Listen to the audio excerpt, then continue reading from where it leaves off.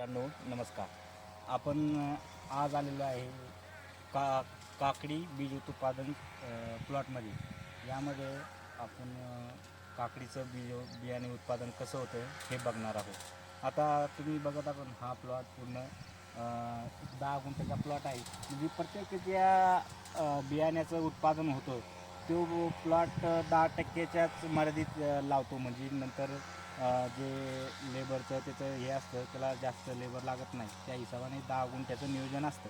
आता ही जी काकडी आहे ह्या काकड्या लावून पूर्ण 1 महिना झालेला आहे. 1 महिना झाल्याच्यानंतर हे जे आहे हे तुम्ही बघत असाल की हे काकडीचं जे झाड आहे इथं जे हा शेंडा असतो हा असा पिंच करावा लागतो. 1 महिन्याच्या नंतर हा शेंडा पिंच केल्यानंतर हे बघा या अशा पद्धतीने हे सर्व शेंडे असे पिंच करून घ्यावं लागतात. पिंच केल्याच्यानंतर हे बघा हे तुम्हाला दिसत असेल हे अशा प्रकारे याला बांबू वगैरे लावून हा जो एक तड आहे एक तड पूर्ण असं विणून घ्यावं लागतं. विणून घेतल्याने कसं होतं हे जे काकडीचे जे वेल आहे हे केल्याच्यानंतर आपण ते शेंडा कट केल्याच्यानंतर ते बघ याला असे 2 वाईन घ्यावं लागतं. त्याला आपण नंतर हे पूर्ण असं कट करून घेतो ह्या अशा पद्धतीने. आणि हे जे नंतर 2 जे वेले आहे हे पूर्ण या अशी वरती जातात. आपण बघणार आहोत याच एका शेतकऱ्यांनी इकडेच प्लॉट लावलेला आहे ते आपण बघणार आहोत की कशा पद्धतीने होते.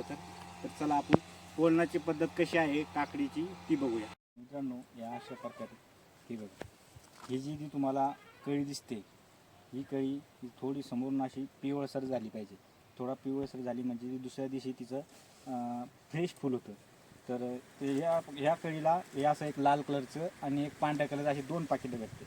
हे जे पाकिट आहे हे आदल्या दिवशी म्हणजे काकडीचं पोलन हे आपल्याला 2 दिवस करावं लागतं. आदल्या दिवशी दुपारून करावं लागतं आणि दुसऱ्या दिवशी सकाळीच 8 वाजेच्या अगोदर करावं लागतं. त्यामुळे काकडीमध्ये हे बियाणं चांगल्या प्रकारे भेटतं.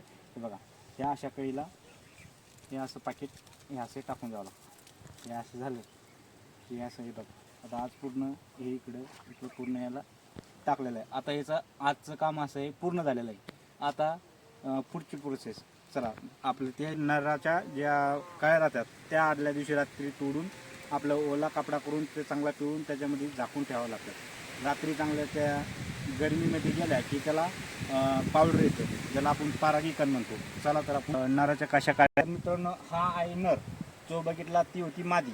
आता नाराच्या ज्या ह्या कळ्या आहे हे बघा तुम्हाला तोडून जवळ घेऊन दाखवतो. ह्या अशा कळ्या रात्रीच्या वेळी तोडून ठेवायच्या. ह्या ठेवल्या तोडल्या की आपला जो रुमाल राहतो रुमालात वल्ला करायचा आणि त्यामध्ये झाकून ठेवायच्या. आता दुसऱ्या दिवशी सकाळी जेव्हा आपण 7 वाजेला पोलन करायला येतो हे ज्या काळ्या राहतात नारळाच्या घेतलेल्या त्या अशा प्रकारे त्याला पूर्ण असं ओपन करून हे बघा याच्यामध्ये तुम्हाला याला हा एक पावडर म्हणजे परागीकरण हे बघा त्याला अशा प्रकारे करायचं. हे असं असतं हे पूर्ण असं काढून घ्यायचं. हे पूर्ण हे कट करायचं.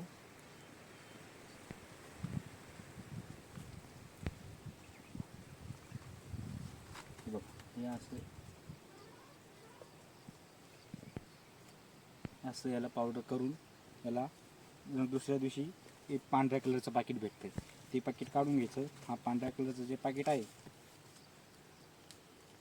हे पाकिट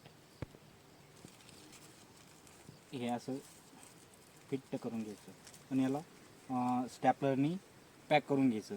आणि नंतर याला कसं टॅगसाठी हे असा कलरचा धागा बांधून द्यायचा.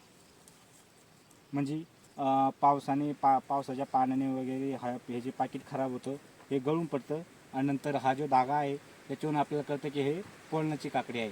अन्यथा नंतर हे पाकिट गेल्यानं आपल्याला नंतर तोडणीच्या वेळेस कळणार नाही की हे पोलण्याची आहे का बिगर पोलण्याची आहे. आणि याच्यानंतर जेवढ्या बी बिगर धाग्याच्या काकड्या असेल त्या आपण पूर्ण काढून बाहेर फेकून देतो. ज्याला धागा आहे त्याच काकड्या आपण शीड काढण्यासाठी घेतो. तर मित्रांनो आपला व्हिडिओ आवडला असेल तर लाईक करा, शेअर करा आणि आपल्या चॅनलला सबस्क्राईब करायचं विसरू नका. आणि कमेंटमध्ये नक्की कळवा की पुढच्या व्हिडिओमध्ये कुठला क्रॉपच्या विषयी माहिती हवी आहे.